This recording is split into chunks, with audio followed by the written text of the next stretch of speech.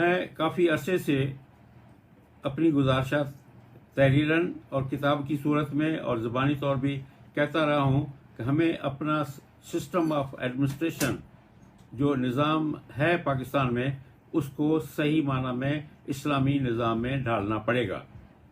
मुश्किल ये है कि बहुत बड़े बड़े सूबे बने हुए हैं और ये सूबे हमने नहीं बनाए, ये अंग्रेज़ों के ज़माने में बने थे, क्योंकि कोई रियासतें थीं, उन रियासतों को मिलाकर उन्होंने सिंध सूबा बना दिया, पंजाब सूबा बना दिया, वहाँ बंगाल में बना दिया, अफगानिस्तान में बना दिया और मुल्कों में, बहुत सारे मुल्कों में उन्होंने किया।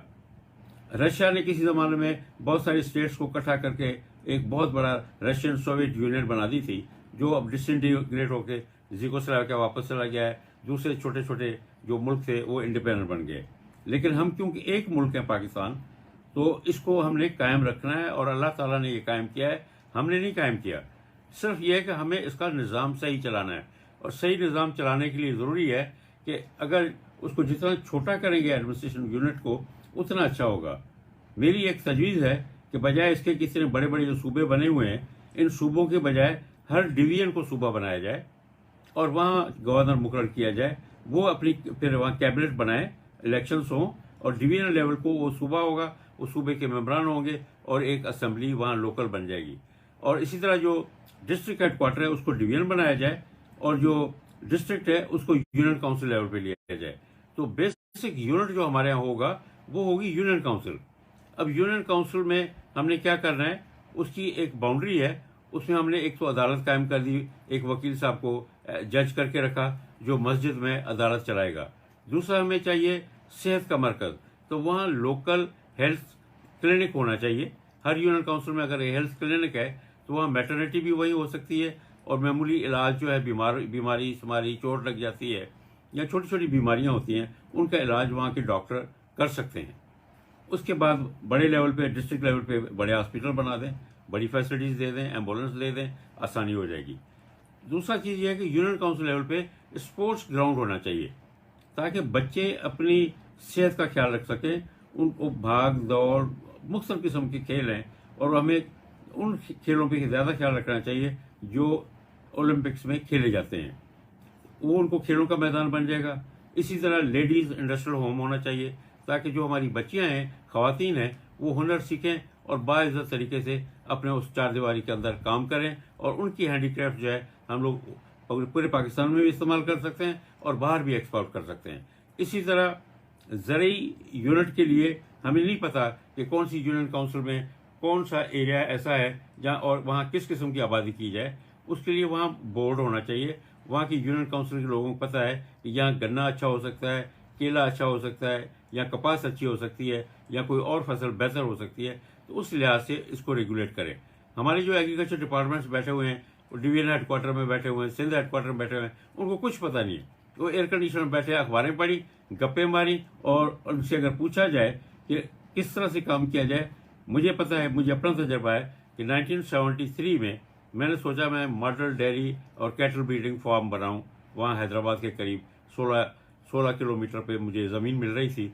तो मैं गया डायरेक्टर एनिमल हस्बेंड्री के पास, मिस्टर मंगी थे। मैंने उन्हें कहा जी मैं डेयरी फार्म खोलना चाहता हूँ। उनका रईस मुश्ताक, क्या ख्याल है आपका, आप काम का इन चीज़ों में पढ़ रहे हैं, उनमें तो कुछ नहीं रखा।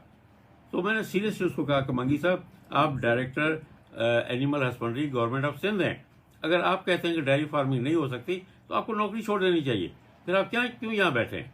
जब उसने देखा कि मैं सीरियस हूँ तो उन्होंने अपने एडिशनल डायरेक्टर को बुलाया, कहा साहब ये ऑस्ट्रेलिया से ट्रेनिंग लेके हैं, ये आपको पूरा सिखाएंगे, आपको बताया। तो उसको बुलाया तो बड़ा, मैं कहा नहीं चल सर, मैं आपके दफ्तर चलता हूँ।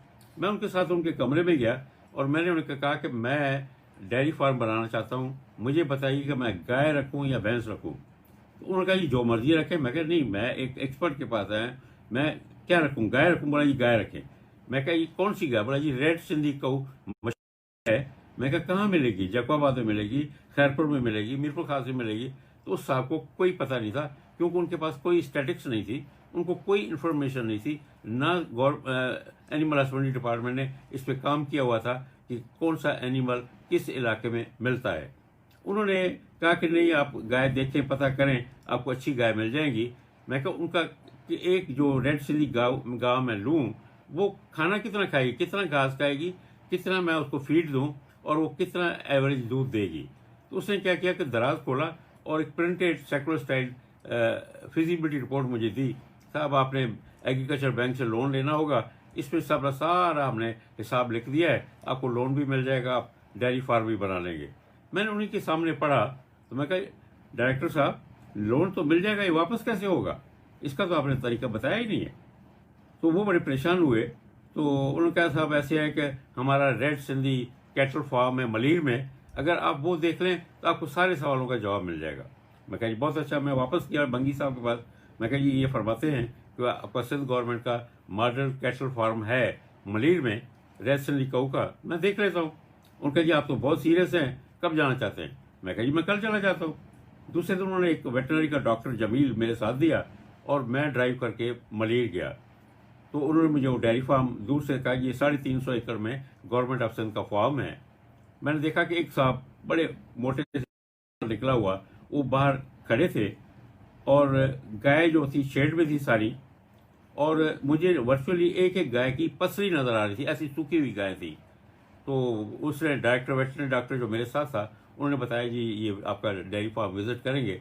उनको हिम्मत नहीं हुई कि मुझसे पूछेगा आप कौन साहब हैं, क्या करते हैं।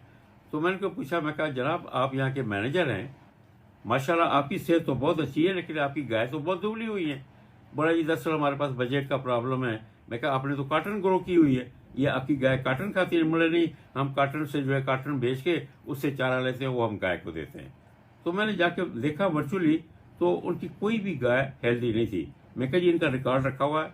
बोला नहीं जी इनका रिकॉर्ड तो कुछ नहीं होता। मैं कहा अंग्रेजों के ज़माने का बना हुआ है, वो मुझे वो दिखाएंगे। वो मुझे अंदर ले गया स्टोर में, वहाँ से पुरानी एक रजिस्टर निकाला, उसमें गाय का नाम लिखे होते थे, उनकी एवरेज फीडिंग कितनी होती थी, खाना कितना देना है, बीमारी क्या होती थी, दूध महीने में डेली कितना देते हैं, बछड़े कैसे होते हैं, वो सारी इन्फॉर्मेशन थी। मैं कहा जी यहाँ ये मैनेजर साहब आपके पास सब पड़ी है, आप इसको क्यों नहीं इस्तेमाल करते? वो चुप हो गया, उसके पास कोई जवाब नहीं था।